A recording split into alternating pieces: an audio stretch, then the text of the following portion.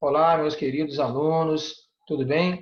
Então, sejam bem-vindos aí a mais uma continuação da nossa aula, né? A mais uma videoaula, né? Aqui o professor Luiz Paulo. Então, na aula passada nós estávamos falando aí sobre, né, os espartanos, os periecos, os zelotas, aqueles que formavam a sociedade ali, né, de Esparta. Então, agora a gente vai falar um pouquinho mais sobre essa organização política de Esparta, como que Esparta era dividida ali na parte política, né? Então a gente tinha os espartanos, os espartitas, do sexo sempre masculino, com mais de 30 anos, eles podiam ocupar três instituições, três grupos importantes da política ali de Esparta, né? Nós vamos ter ali nessas três instituições a Ápela, o Eforato e a Gerúsia. São as três principais instituições políticas de Esparta, né? A Ápela, ela era composta por todos ali os espartiatas, os espartanos com mais de 30 anos, né? E eles é que elegiam os chamados membros da Gerúsia, né? E também do Eforato. Então percebam vocês que tinha toda uma organização aí na parte política, né, da sociedade espartana, da cidade-estado espartana. O eforato era formado por 5 cidadãos eleitos para um mandato de 1 ano. Eles governavam a cidade e fiscalizavam a ação dos reis. Então perceba que eu já estou colocando reis no plural. Havia mais de um rei em Esparta, a gente já vai entender como que era isso, né? Eles eram conhecidos como éforos, né? Porque eles ali compunham o chamado eforato. A Gerúsia, né? Uma terceira instituição muito importante, ela era formada por 28 cidadãos com mais de 68 anos. Eles eram conhecidos como gerontes, né? Porque a gente fala que em Esparta, a sociedade espartana, ela tinha, né? Eles eram gerontocratas, né? A gerontocracia, ou seja, né, o geronte ali, a palavra geronte vem de idosos, de anciãos, né? Então eram os mais velhos que governavam ali essa sociedade espartana. Era o órgão mais poderoso de Esparta, né? Então seus membros eram vitalícios, era como se fossem senadores, conselheiros vitalícios. Professor, o que significa ser vitalício? Ou seja, o poder deles só deixava de existir se caso eles morressem, né? Permaneciam no cargo até a morte. Os gerontes eram responsáveis por propor leis, né? Para poder escrever leis. Eles julgavam os crimes que ocorriam ali em Esparta. Eles aprovavam ou rejeitavam as leis, né? Que eram encaminhadas, por exemplo, pela Ápela, né? Havia 2 reis em Esparta. Eles também eram vitalícios, ou seja, o poder deles só acabavam com a morte, né? Quando extinguisse ali a vida, né? E eram hereditários, ou seja, passava-se de pai para filho, sempre do pai para o filho homem mais velho, né? O que é uma tradição depois que ocorreu muito na Europa, nós ainda vamos aprender quando formos falar lá do feudalismo, né? Então, esse governo ele era conhecido como uma diarquia, né? Professor, diarquia? Diarquia é porque tem a ver com 2 reis. Quando eu falo que é uma monarquia, um rei só.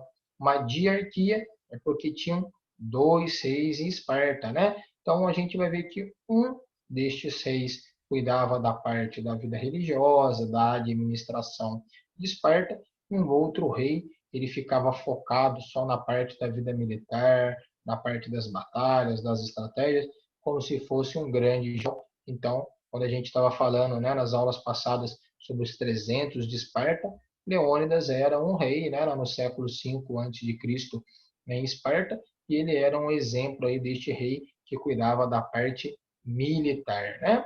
Os diarcos, eles presidiam ali a Gerúsia, ou seja, esses 2 reis que eram os presidentes deste grupo aí, né, de 28 anciãos ali com mais de 68 anos de idade em Esparta.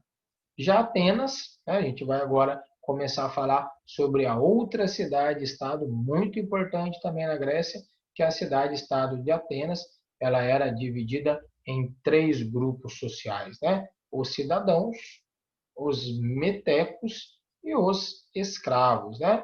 Então, os cidadãos atenienses, eles desfrutavam de muitos direitos civis. Então, por exemplo, podiam casar, podiam comprar propriedades, casas, residências, né? Eles também gozavam de direitos políticos, militares e religiosos. Para ser cidadão em Atenas, era necessário que também o pai tivesse nascido na cidade, como se fosse algo passado. A cidadania era passada como algo hereditário, de pai para filho, né?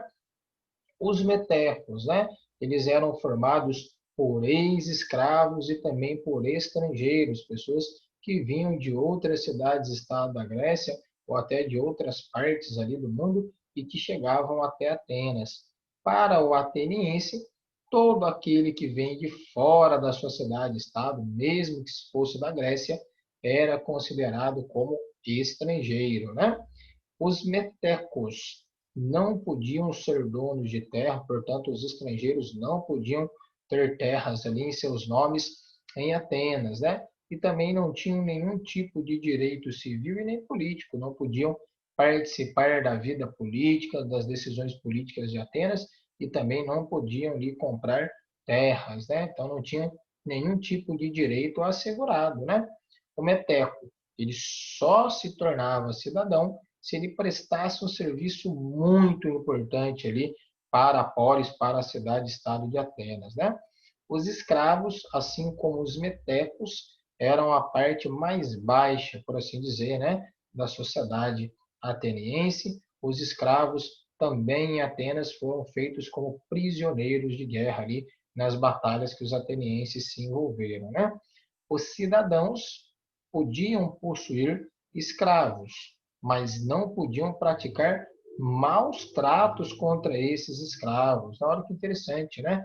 Os cidadãos atenienses às vezes acabavam até liberando o seu escravo ali da condição de escravo, ele passava a ser ali um homem livre, né? Uma espécie de servo.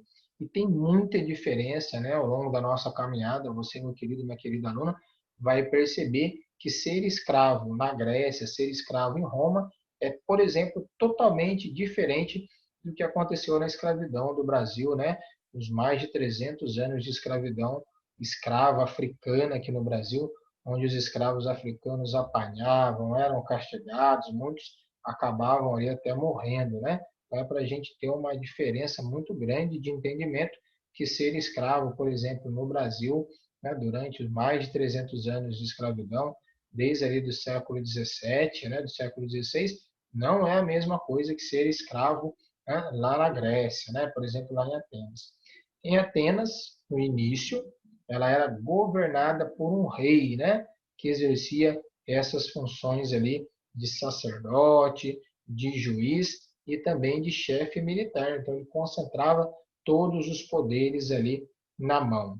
A monarquia em Atenas vai praticamente, né, enfraquecer o seu poder. E o poder vai passar ali, né, aos poucos, para a mão da aristocracia ateniense, que era também conhecida pelos eupátridas, ou seja, os bem-nascidos, aqueles que eram cidadãos, os homens ricos de Atenas, é que vão ali controlar toda a vida política. Perceba que já há uma diferença de Atenas e Esparta, né?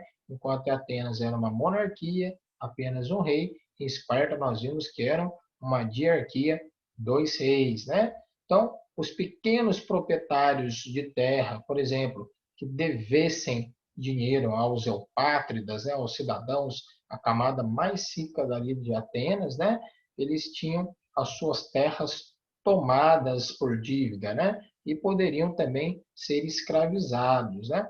Houve muitos descontentamentos em Atenas, por conta de escravizar ali as pessoas por dívidas, né? Então, os comerciantes, querendo ter acesso ao poder, também começaram a reclamar, porque eles queriam também fazer parte desta elite da sociedade ateniense, né? Então, levou-se aí a várias reformas na vida política de Atenas por causa da insatisfação dos outros grupos sociais. Essas reformas começaram ali no século 6 a.C., ali por volta de 600 anos antes de Cristo, e continuaram por quase 100 anos essas reformas políticas ali das leis em Atenas, né? O que vai enfraquecer o poder dos chamados eupátridas, né? Desse pequeno grupo de grandes proprietários de terra em Atenas, né? E claro que aos poucos umas outras classes, né, vão começar a se fortalecer em Atenas, por exemplo, como as camadas médias, né, a classe média da população ateniense, né?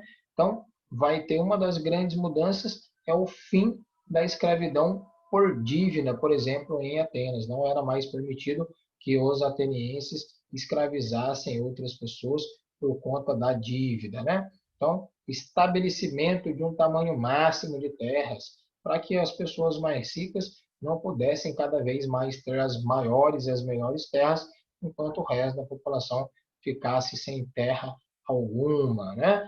Também a participação ali dos cidadãos na escolha dos seus dirigentes, o que é muito importante, é por isso que Atenas é considerada o berço da cidadania, da democracia, né, os cidadãos, as pessoas participando das escolhas políticas, o que acontece um pouco, né, o que nós herdamos também nos dias de hoje, por isso que as pessoas hoje votam, né, nós podemos aí votar, a fazer as nossas escolhas de quem vai nos representar aí como prefeitos, vereadores, deputados, senadores, né, governadores e os presidentes aí da República, né? E eles também começaram a participar da elaboração, da criação das leis que iam ali organizar, que iam reger toda a população ali ateniense, né? Um dos governantes deste período aí de mudanças, né, na lei, de mudança política e social em Atenas foi Clístenes, né, que governou de 565 até 492 anos antes de Cristo, um governo, né, longo, né, bastante tempo ali, mais de 40, quase 50 anos, Clístenes vai governar ali a cidade-estado de Atenas, né? Ele vai promover uma ampla participação dos cidadãos na vida política, na vida da polis, né, ali de Atenas. Essa participação dos cidadãos na vida política ali, né, da polis, né, da cidade-estado de Atenas, ficou conhecida como democracia, né? Então, democracia vem do grego demo, significa povo, cracia, né, que vem do kratos, né, que é governo, ou seja, o povo exerce o governo, né? O povo acaba sendo o governo, né? Ele que toma as decisões ali para a coletividade. Então, na democracia ateniense, o poder estava dividido em três instituições, assim como exemplo de Esparta, também três instituições em Atenas, né? A eclésia, a bulé e a eleia. Então, a eclésia era uma assembleia, era uma reunião ali que acontecia em Atenas a cada 10 dias, e para participar tinha que ser cidadão ateniense, do sexo masculino e tinha que ter mais de 20 anos de idade. Nesta reunião se discutiam ali os problemas da cidade e estado de Atenas e criavam-se novas leis, né? Então, nas reuniões, todo cidadão com mais de 20 anos ali, ateniense, ele tinha o direito de fazer uso da palavra, a dar a sua opinião, seja sobre a cobrança de impostos, criação ou extinção de novos impostos, da entrada da guerra ou não de Atenas, sobre estratégias militares, sobre tratados de paz, sobre obras públicas, sobre necessidade de construção de obras públicas. Então perceba que a participação dos cidadãos em Atenas era muito importante.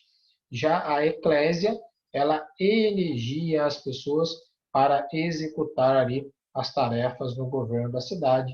Essas pessoas eram chamadas de magistrados, né?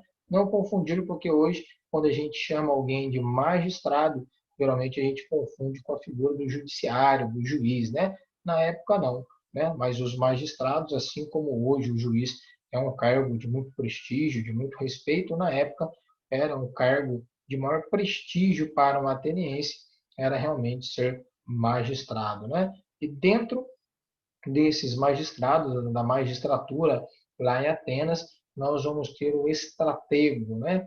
Os estrategos é que comandavam o exército ateniense, né? Então, o estratego ali vem de estratégia, aqueles generais responsáveis por criar as estratégias, tá? Que os atenienses, quando o exército ateniense se envolvia, os militares, os soldados de Atenas se envolviam durante as guerras, né? Alguns deles também chegavam a governar, a dirigir a vida política da cidade, né?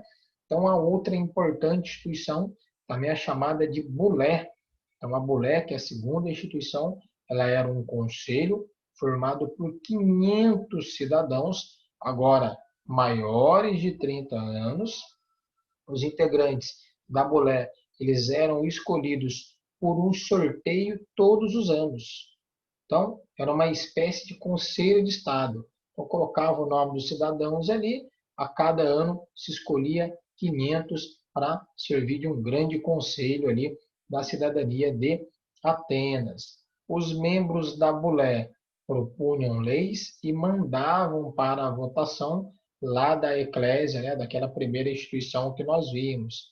Os membros da Bulé cuidavam de questões religiosas e também da segurança, né, da polis ali de Atenas, da cidade-estado de Atenas. A Eleia, que é a terceira instituição, era uma espécie de um tribunal ali que cuidava da parte de aplicar a justiça, né, dentro da sociedade ateniense. A Eleia, ela era formada por cerca de 6.000 cidadãos atenienses, com mais de 30 anos também, e seus membros eram escolhidos também por sorteio todos os anos. Então, o poder em Atenas não estava, né, nas mãos de uma única pessoa, de um único homem, e sim espalhado por assembleias, espalhado pelos cidadãos ali atenienses, né? O voto de um cidadão pobre tinha o mesmo peso de um voto de um cidadão rico em Atenas. Por isso que a gente fala que Atenas ali de fato é o berço da democracia, é o berço da cidadania, é o exemplo, né, para as sociedades modernas, né, depois vieram a criar aí também esses seus hábitos, né?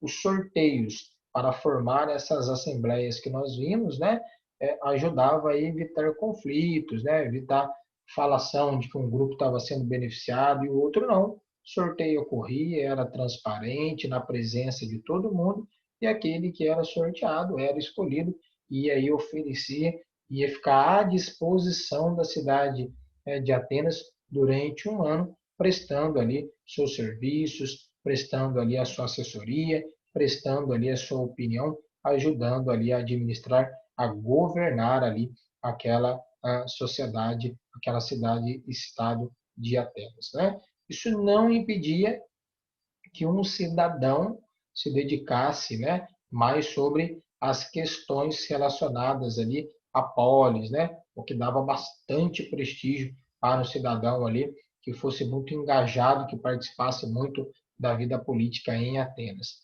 Um desses casos, por exemplo, foi o de Péricles, né, que foi reeleito para o cargo de estratego, um dos mais importantes, né, dos magistrados da magistratura grega ali, né, de Atenas, várias vezes durante o século V a.C., né? Então, Péricles foi um importante governante ali de Atenas. No período de Péricles, Atenas passou por um momento de esplendor, se tornando uma grande potência econômica e também militar, né? Atenas teve um grande também esplendor cultural, foram contratados muitos escultores e arquitetos, foram construídos muitos templos, tribunais, mercados. O mais famoso, né, nessa época foi o Párteno, que nós já falamos aqui, que foi construído por Péricles ali em homenagem à deusa grega Palas Atenas, né, deusa da sabedoria e patrona ali da capital da Grécia, né, de Atenas, né? E é claro que a gente tem um destaque também na vida cultural, na arquitetura, na escultura, na pintura, no teatro, os gregos, de fato, foram muito inteligentes, se dedicaram, se aplicaram em todas essas áreas, e muito do legado, muito da herança que estes gregos, né, sobretudo os atenienses, mas também os espartanos, né, e também a cidade-estado de Corinto, todos eles deixaram uma grande herança para, né, as sociedades que viriam depois, né? Então, eu espero que você tenha aprendido, que você tenha gostado, que tenha sido importante aí para você no conhecimento aí sobre as cidades-estado, principalmente de Esparta e Atenas nessa nossa videoaula, tá? Então, se você gostou, deixe aí o seu like. Se você ainda não se inscreveu no canal, se inscreva no canal, aperte o sininho lá para que você possa ter sempre novas atualizações de novas videoaulas, tá? Então, eu agradeço muito a participação, a atenção de vocês, né? Desejo aqui, né, um bom dia, um grande abraço para vocês e até a nossa próxima videoaula. Grande abraço a todos.